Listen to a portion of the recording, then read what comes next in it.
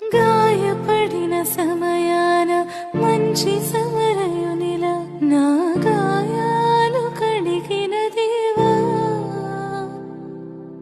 ఆకలైన వేళలో ఆహారమిచ్చి నన్ను పోషించినావు దేవా.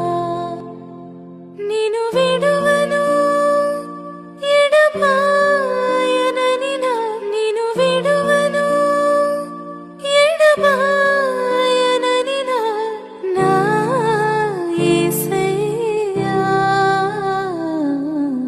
దినమెల్లని పాడినా కీర్తించినా నీ రుణముని తీర్చగలనా?